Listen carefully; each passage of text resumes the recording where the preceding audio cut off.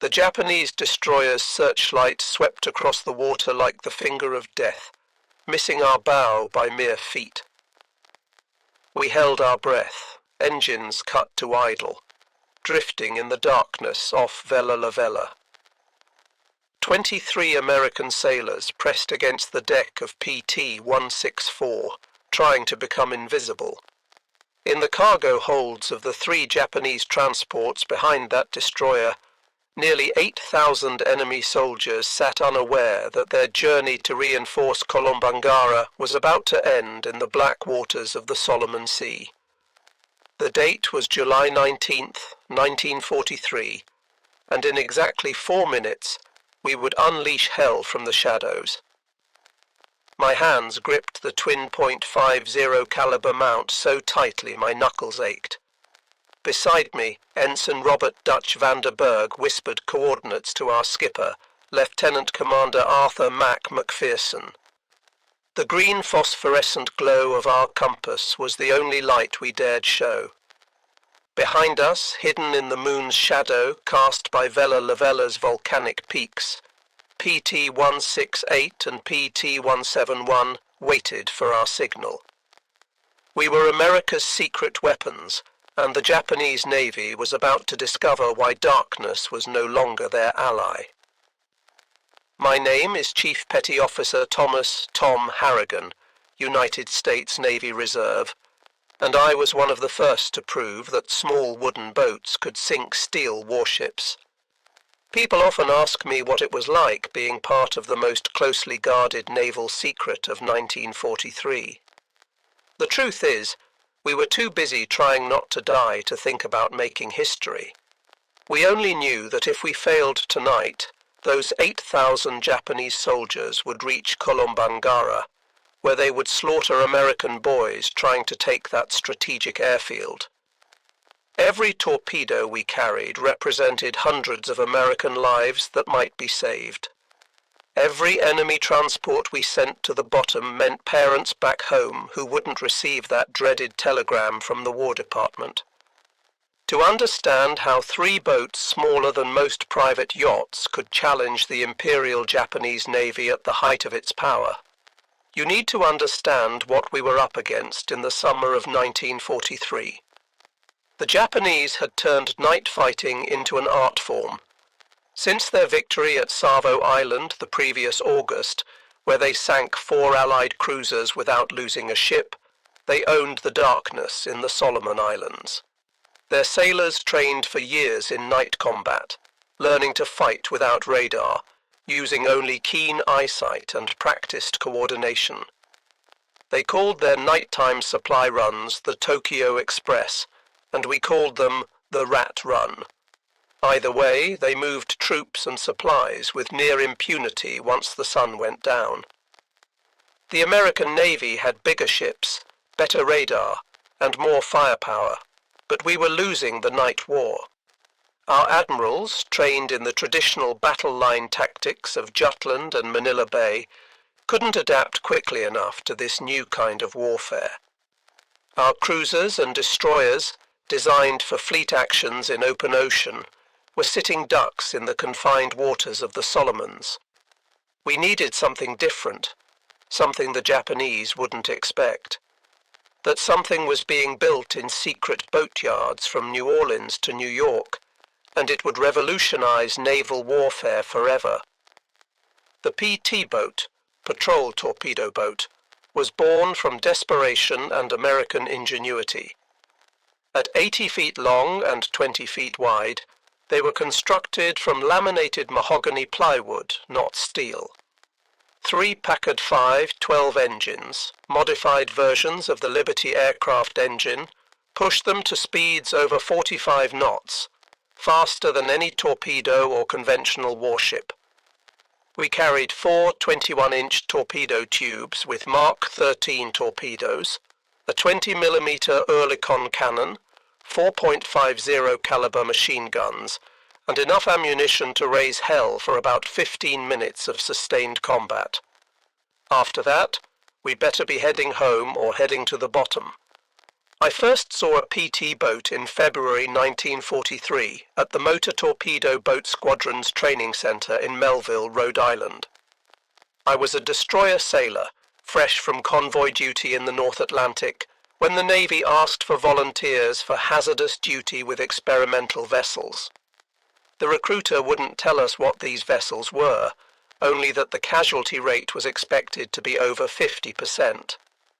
Out of 200 volunteers, they selected 40.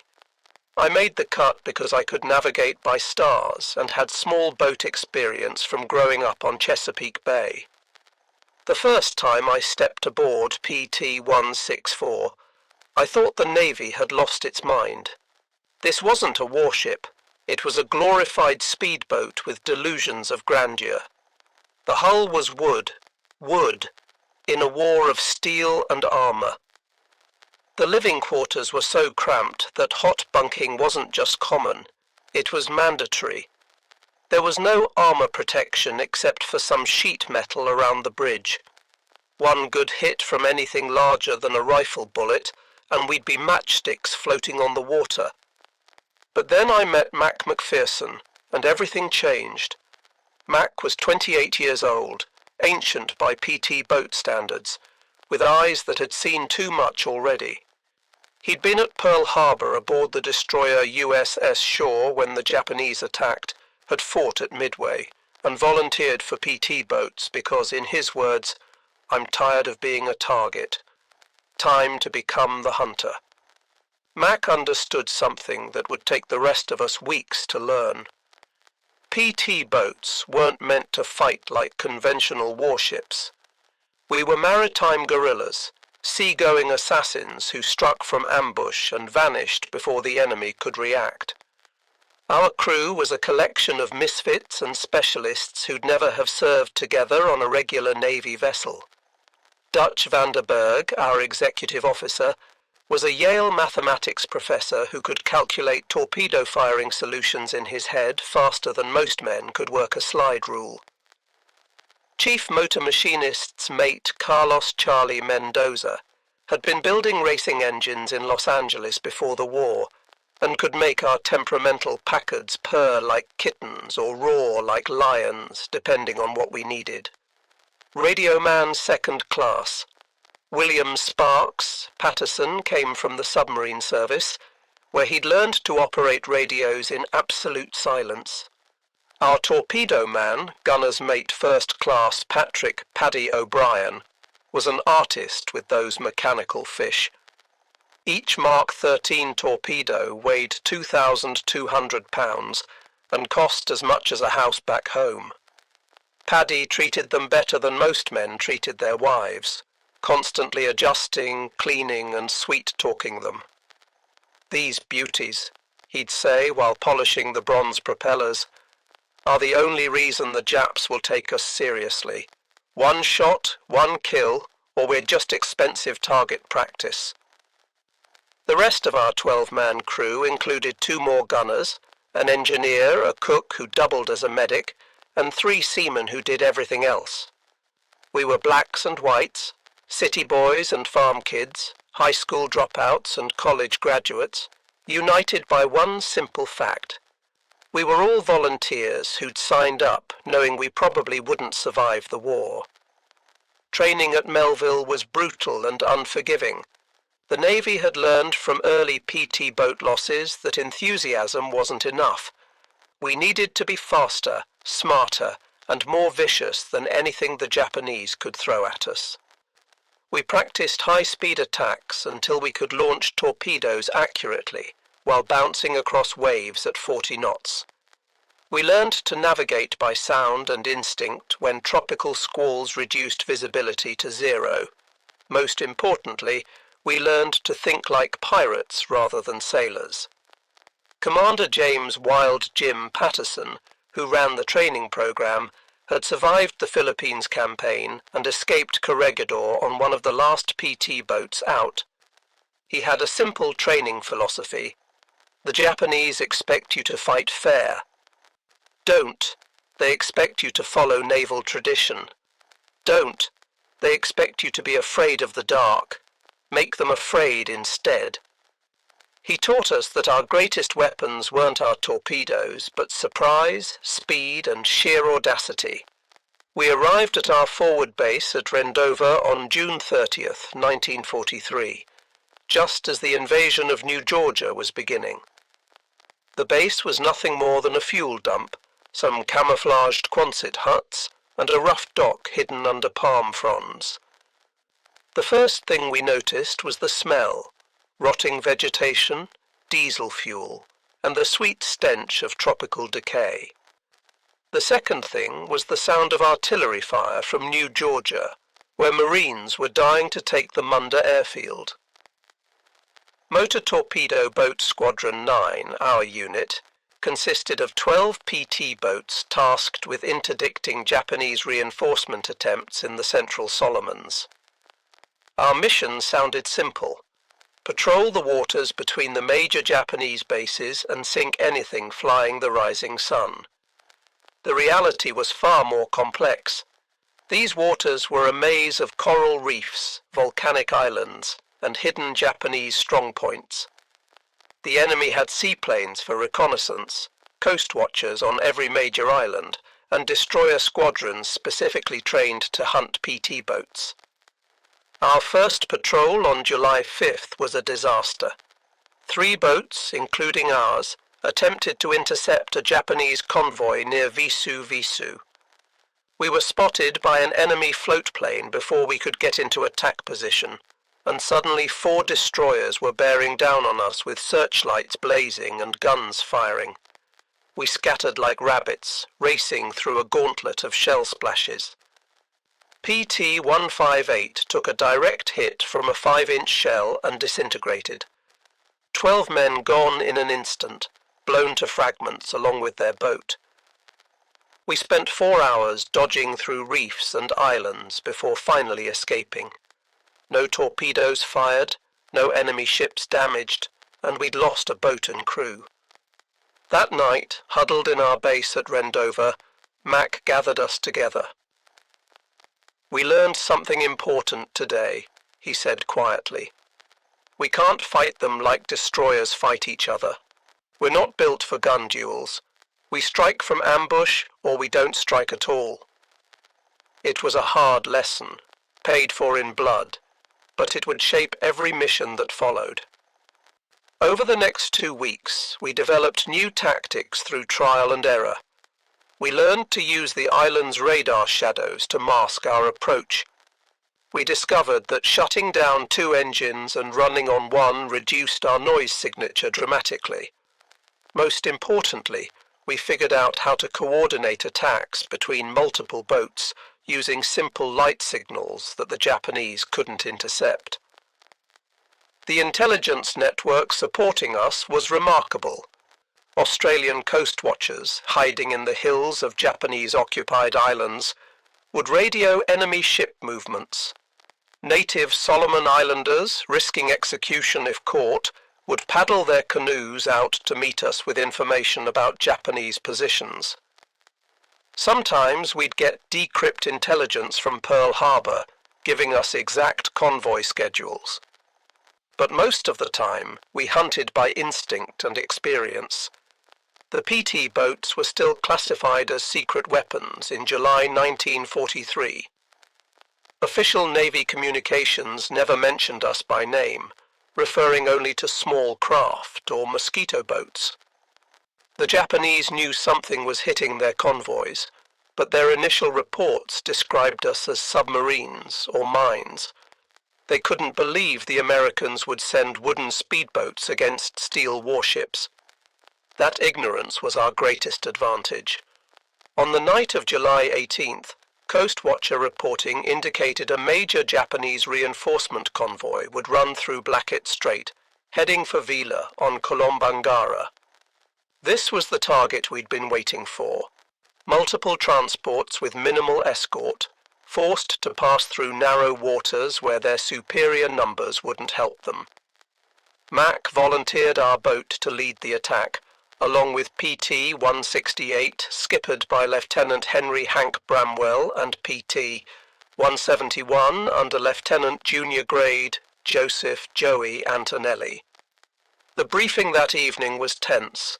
Intelligence estimated 3 large transports escorted by 1 or 2 destroyers, carrying elements of the Japanese 13th Regiment, elite troops who'd fought in China and the Philippines. These weren't construction battalions or supply troops. These were frontline soldiers who would make our Marines' lives hell on New Georgia. Commander William Bill Specht, our squadron leader, made it clear, "Gentlemen, this convoy cannot reach Vella. I don't care if you have to ram those transports. They go to the bottom tonight." As the sun set on July 19th, painting the sky blood red over the Solomons, we made our final preparations. Paddy O'Brien ran through his torpedo checklist for the 5th time, setting the Mark 13s for a depth of 10 feet and the speed for 28 knots, optimal settings for hitting a loaded transport. Charlie Mendoza had our engines tuned to perfection, mufflers installed to reduce noise. Dutch Vanderberg plotted and replotted our attack approach, calculating currents, wind, and the moon's position. I checked my machine guns one last time, ensuring the ammunition belts fed smoothly. We loaded nothing but armor-piercing and incendiary rounds. Regular ball ammunition was useless against steel ships, but API rounds could penetrate bridge windows, start fires, and suppress enemy gun crews. Every 5th round was a tracer, creating lines of fire that looked like deadly fireworks in the night sky. At 20:30 hours, we slipped our moorings and headed into the gathering darkness. The 3 boats moved in column formation, engines muffled to a low rumble. As we cleared Rendova harbour, Mac ordered us to test weapons.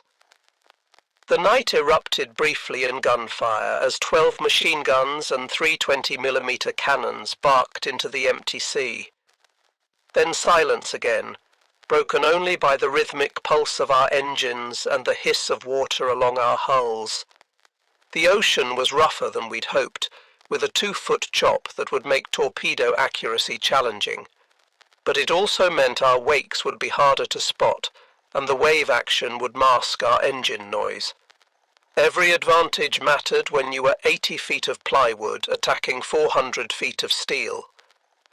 By 2300 hours, we reached our ambush position off the north coast of Vella Lavella. Mac cut engines to idle, and we drifted in the darkness, waiting. The only sounds were water lapping against our hull and the distant rumble of artillery from New Georgia. Then, at 23:47 hours, Sparks Patterson picked up a transmission from Coast Watcher reporting, 3 large ships, 2 escorts, bearing 280, speed 18 knots, range 15 miles from your position. The hunt was on. Mac started 2 engines, keeping them at low throttle as we moved to intercept. The mathematics were simple but crucial. The enemy convoy was making 18 knots on a steady course. We could make 35 knots without creating too much wake. If we positioned ourselves correctly, we'd intercept them just as they entered the narrowest part of Blackett Strait, where they'd have no room to maneuver. At 00:18 hours on July 20th, Dutch spotted them through his binoculars. Dark shapes against the star field, exactly where they should be. The Japanese were maintaining perfect formation. 2 destroyers in the lead, 3 transports following, with another destroyer bringing up the rear. They showed no lights, but their size and regular spacing made them easy to track once you knew where to look. Mac's plan was elegantly simple and incredibly dangerous. PT-168 would attack from the port side, PT-171 from starboard, while we went straight up the middle after the lead transport. It meant passing between the escort destroyers, literally threading the needle between death on either side. But if it worked, we'd cause maximum confusion and have clear shots at all 3 transports. "All ahead slow," Mac whispered.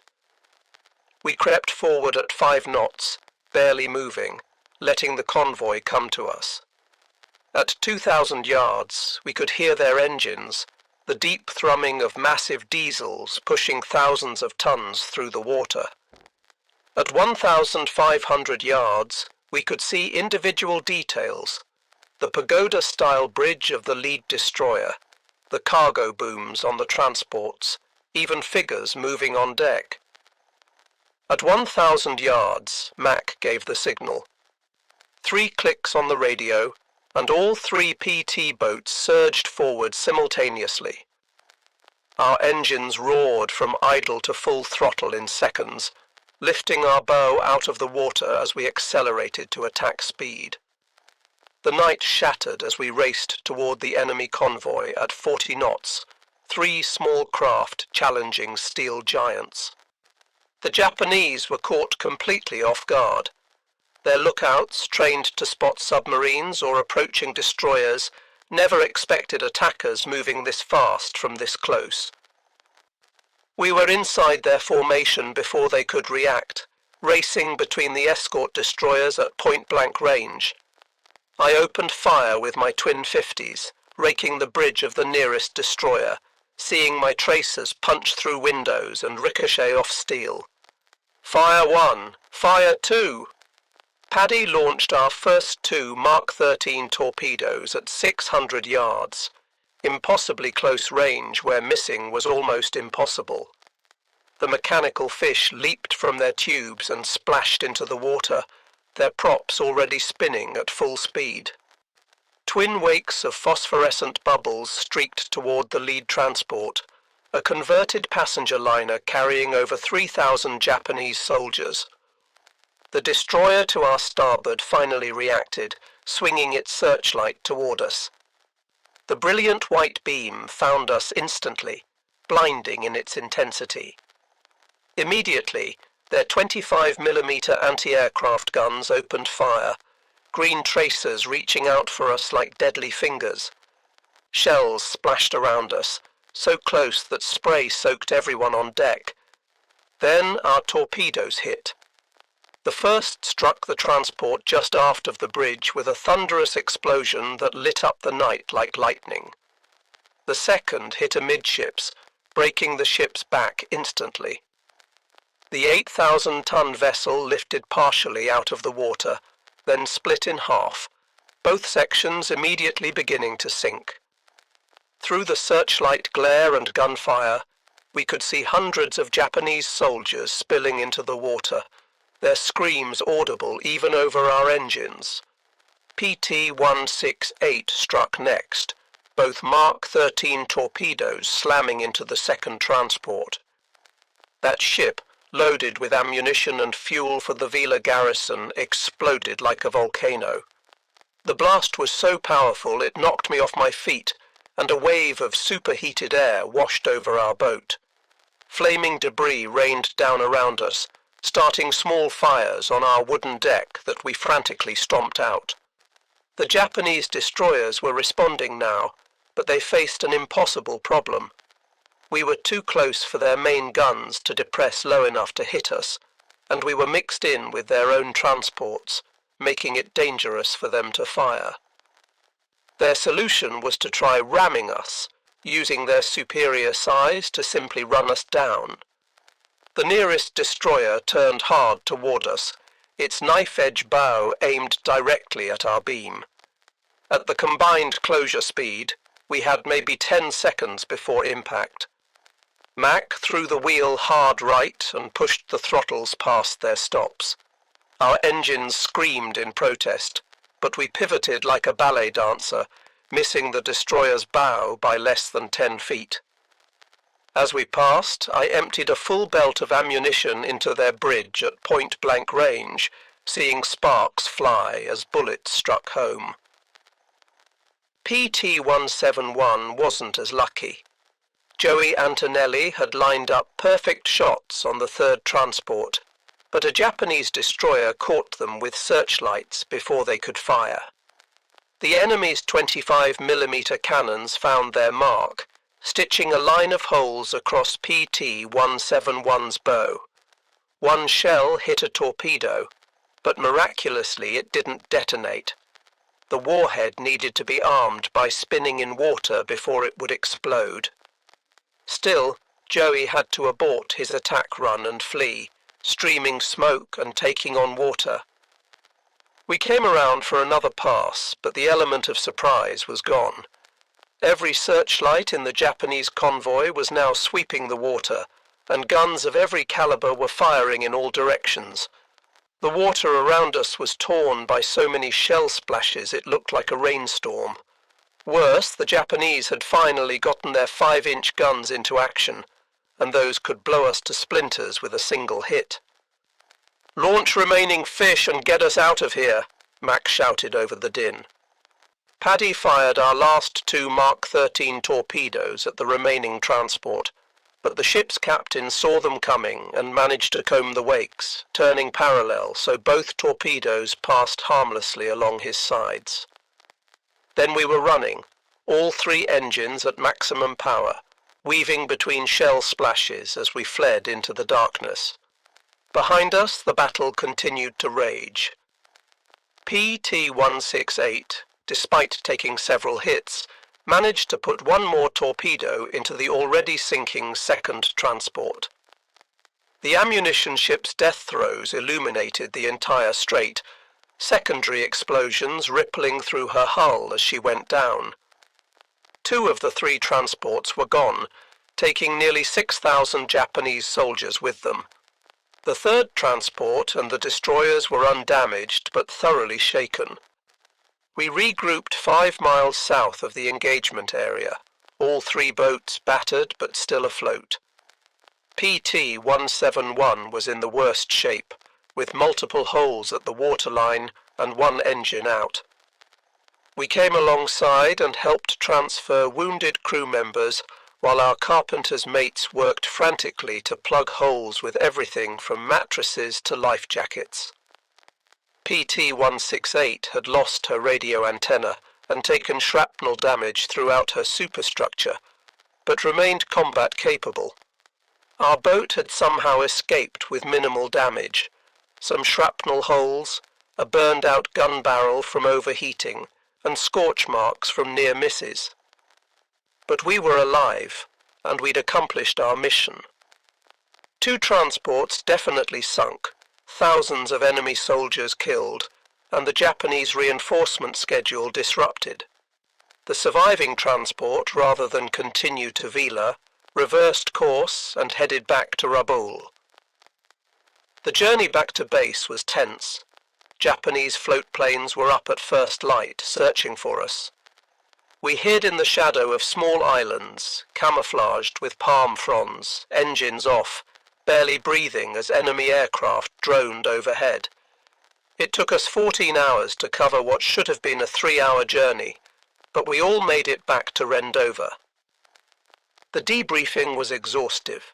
Intelligence officers wanted every detail: Japanese tactics, weapon effectiveness, enemy response times. What we told them would be distributed to every PT squadron in the Pacific.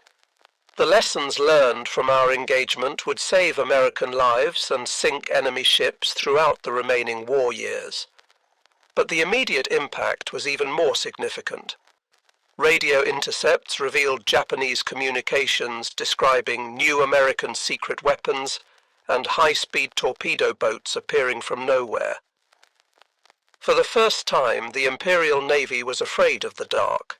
They could no longer move freely at night, couldn't guarantee safe passage even to their most heavily guarded convoys. Every shadow might hide a PT boat. Every sound might be American engines approaching. Over the following weeks, the Japanese changed their entire resupply strategy. Convoys grew larger but less frequent. Destroyer escorts doubled, then tripled. They started using searchlight-equipped float planes for night reconnaissance. All of these changes meant fewer supplies and reinforcements reaching their island garrisons, giving our ground forces crucial advantages.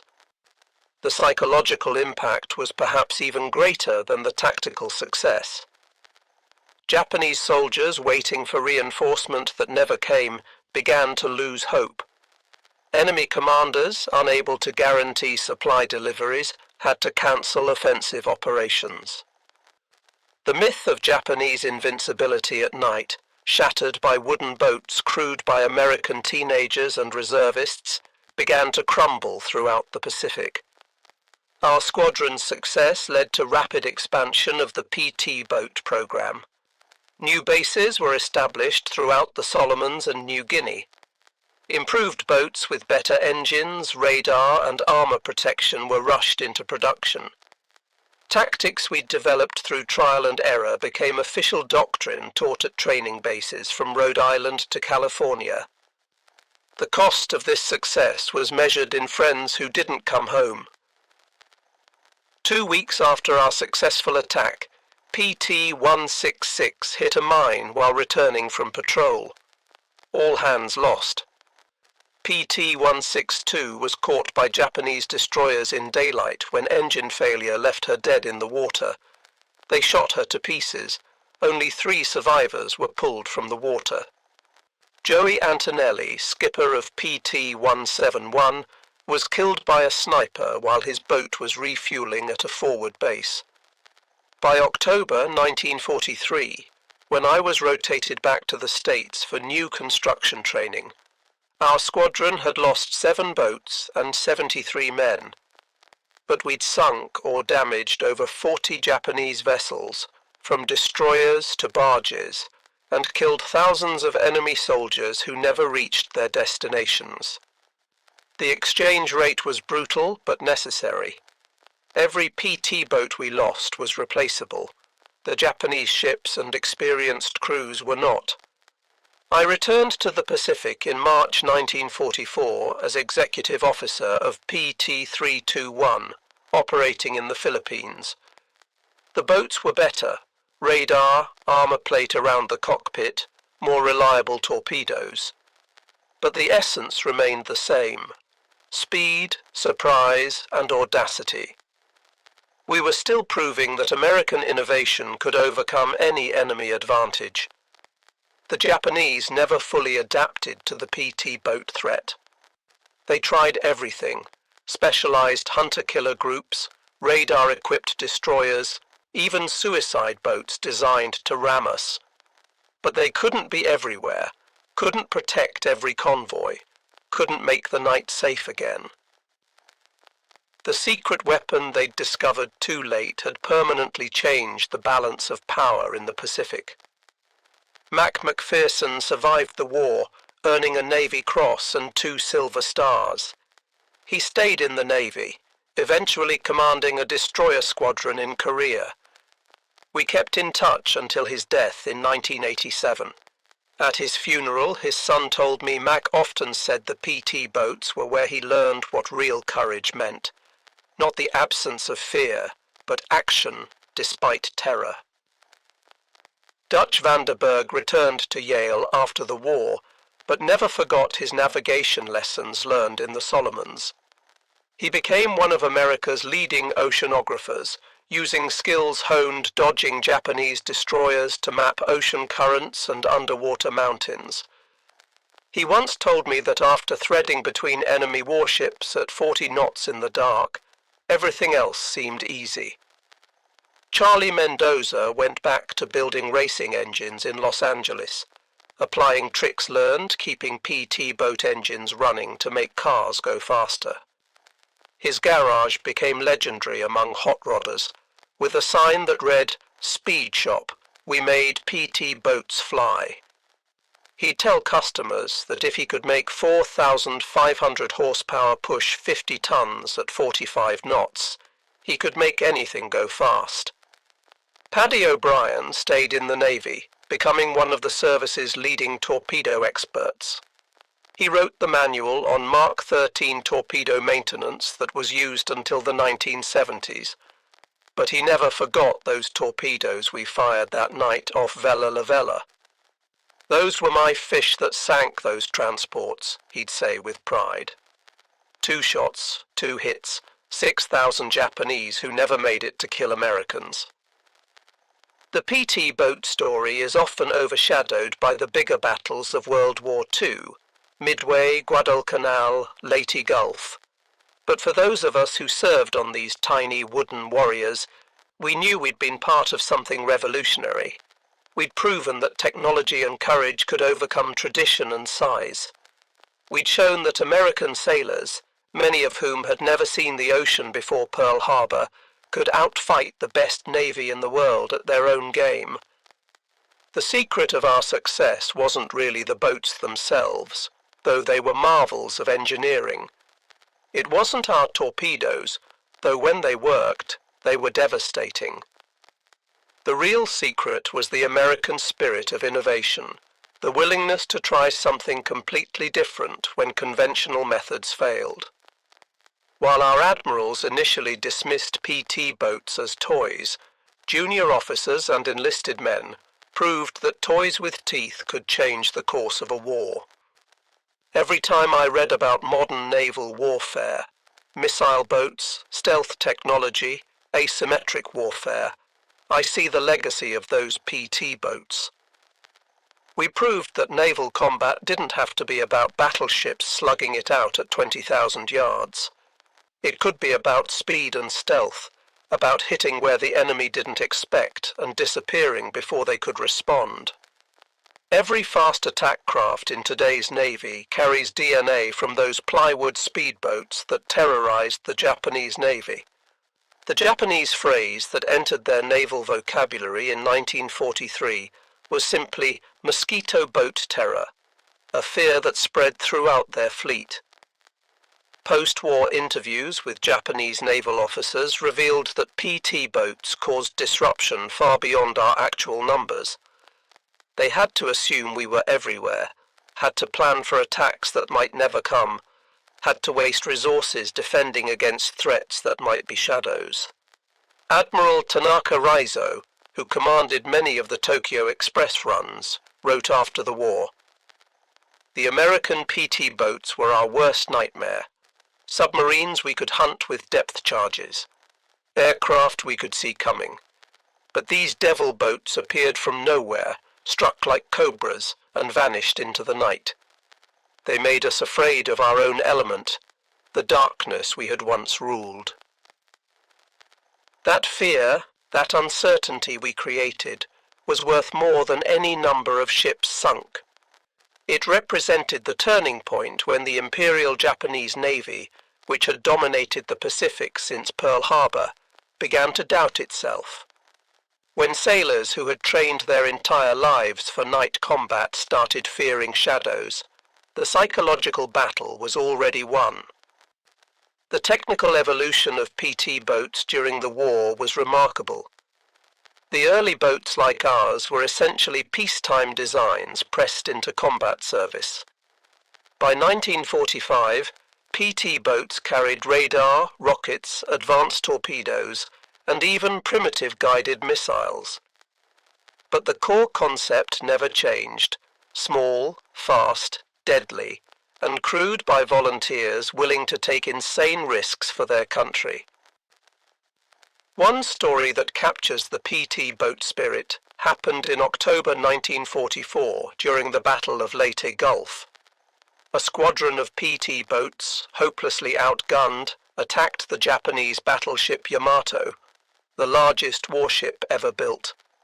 Their torpedoes couldn't even penetrate Yamato's armor belt, but they attacked anyway, forcing the massive battleship to take evasive action and buying time for American escort carriers to escape. Small boats didn't sink the giant that day, but their courage saved American lives. The PT boat bases themselves became legends. Rendova, Tulagi, Mios Woendi, exotic names that meant mosquitoes, malaria, and midnight missions. These weren't Pearl Harbor or San Diego with their officers' clubs and clean sheets. These were muddy hellholes where we lived on spam and cigarettes, where mail took months to arrive, where the only entertainment was poker and rumors. But morale remained high because we knew we were making a difference. The natives of the Solomon Islands deserve special recognition. They risked everything to help us, guiding us through reefs, rescuing downed airmen and shipwrecked sailors, providing intelligence on Japanese movements. Many were executed when caught helping Americans. Their courage and sacrifice were essential to our success. Without their help, we would have been blind and lost in those island mazes. The coast watchers, those lonely volunteers hiding on Japanese-occupied islands with radios and binoculars, were our guardian angels. They'd report 40 bombers heading your way, or destroyer squadron moving south at high speed. Many times their warnings saved our bases from surprise attack or helped us position for perfect ambush. We never met most of them, but we owed them our lives. One technological advancement that revolutionized PT boat operations was radar.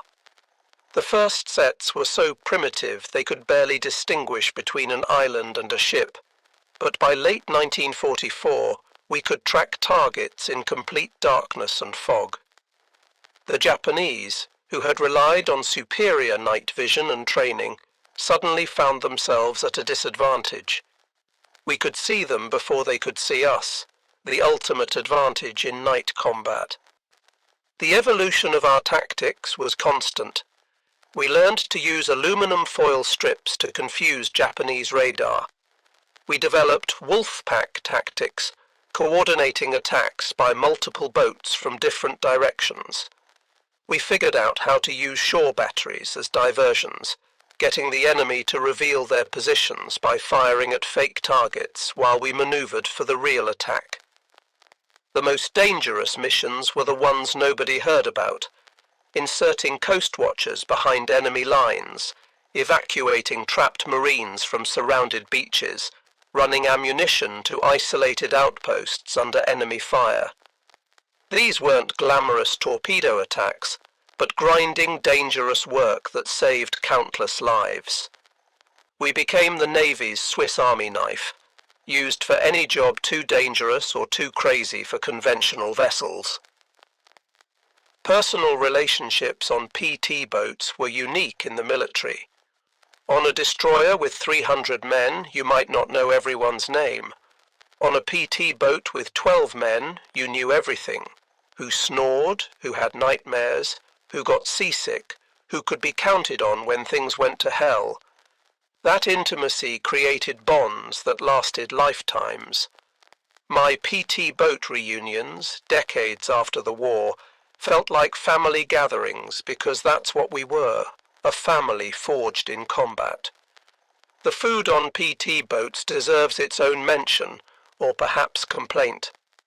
We lived on K-rations, spam, powdered eggs, and whatever we could trade from larger ships. Fresh water was precious, rationed for drinking only. We washed in seawater, which left salt crystals that chafed and burned. Coffee, black and strong enough to float a wrench, was our lifeblood. Some crews became creative, fishing with hand grenades or trading torpedo alcohol to base personnel for real food. Maintenance was constant and critical. Salt water corroded everything, tropical heat rotted wood and fabric, and high-speed operations stressed every component to its limits. We spent more time maintaining our boats than fighting in them. Every man became a mechanic, carpenter, and electrician by necessity. A PT boat with engine failure in enemy waters was a death trap, so we treated maintenance like a religion. The weather in the Solomons was our constant enemy. Tropical squalls could appear from nowhere, turning calm seas into mountains of water. Lightning strikes could fry our radios and electrical systems. The heat and humidity were so oppressive that men would pass out at their posts. But bad weather was also our friend, hiding us from enemy aircraft and making our small boats harder to spot among the wind-driven waves. Navigation in those waters required skills they never taught at Annapolis. Charts were often wrong, based on surveys from the 1800s. Coral reefs could appear overnight after storms. We learned to read watercolor and wave patterns, to smell land before seeing it, to navigate by instinct when instruments failed. Every successful patrol added to our mental maps of those deadly waters. The Japanese response to PT boats evolved throughout the war. They developed special shallow draft destroyers specifically to hunt us. They created coordinated search patterns using float planes and destroyers together. They even tried using captured PT boats as decoys. But for every countermeasure they developed, we developed countermeasures. It became a deadly game of chess played at 40 knots in the dark. One aspect rarely discussed was the psychological toll. Living constantly on edge, knowing that any patrol could be your last, watching friends die in horrific ways, it marked us all. Some men cracked, requesting transfers even though it meant being labelled cowards. Others became addicted to the adrenaline, volunteering for increasingly dangerous missions. Most of us just endured, finding ways to cope with fear that never really went away. The humour that developed was dark but necessary. We named our boats things like Sudden Death, Hell's Angels, and Grim Reaper. We painted cartoon characters on our torpedoes. Donald Duck riding a torpedo was popular. We made up songs about sinking Japanese ships, the more gruesome the better. It was psychological armour, a way to make the unbearable bearable. The impact of PT boats extended beyond the Pacific. When the Normandy invasion was planned, PT boats were included to protect the fleet from German E-boats. The lessons learned in the Solomons were applied in the Mediterranean, the English Channel, and even the rivers of Europe. American PT boat doctrine influenced naval thinking worldwide, inspiring similar programs in dozens of navies. Looking back now, decades later, I'm amazed we survived. We were mostly kids, playing with deadly toys in a war that killed millions. We made mistakes that should have killed us, took risks that make me shudder in retrospect. But we also accomplished something remarkable. We took an untested concept and turned it into a war-winning weapon. We proved that American innovation and courage could overcome any obstacle. The legacy of PT boats lives on in today's Navy. Every fast attack craft, every special operations boat, every vessel designed to strike quickly and disappear carries the DNA of those original mosquito boats. The sailors who crew them probably don't know about nights off Vella Lavella, or the terror we brought to Japanese convoys, but they're our spiritual descendants, carrying on the tradition of speed, surprise, and audacity.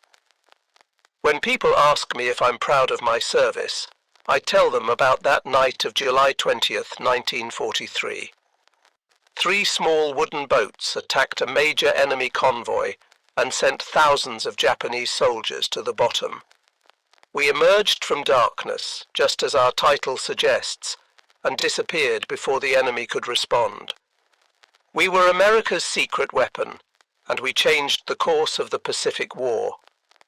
The Japanese were stunned, not just by our boats, but by what they represented: American willingness to innovate, to take risks, to challenge conventional wisdom. They had studied our Navy for decades, knew our battleships and carriers, our traditions and tactics.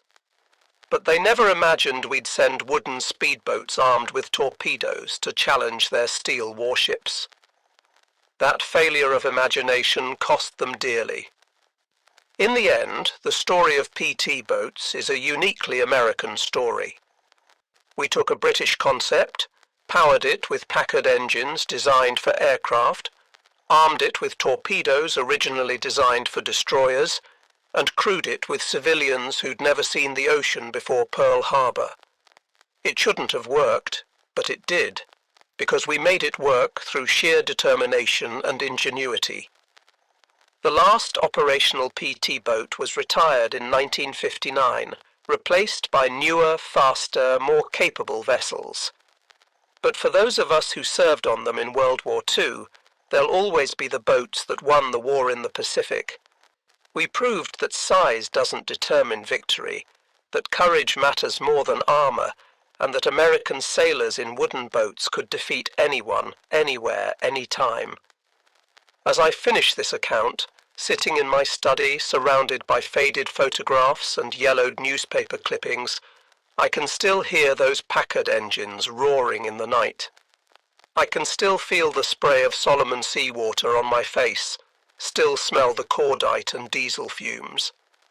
Most of all, I can still feel the pride of being part of something revolutionary, something that changed naval warfare forever. We were boys who became men in those wooden boats, fighting a war we didn't start, but were determined to finish. We attacked from darkness because that's where we were strongest, where our speed and surprise gave us the advantage. The Japanese learned to fear the darkness they once owned, learned that American ingenuity could turn any disadvantage into an advantage. That's the legacy of PT boats, not just the ships we sank or the battles we won, but the proof that free people fighting for their freedom can overcome any tyranny. We were small, fast, and deadly. We were secret weapons that stayed secret just long enough to turn the tide. We were the mosquito fleet that brought down an empire, one torpedo at a time. The Japanese were stunned by America's secret PT boats because they represented everything the Imperial Navy hadn't expected from Americans: innovative thinking, aggressive tactics, and the willingness to risk everything on an unproven concept. By the time they understood the threat we posed, it was too late. The shadows they had once ruled now belonged to us, and from those shadows we struck without mercy until the rising sun finally set on Japan's Pacific Empire.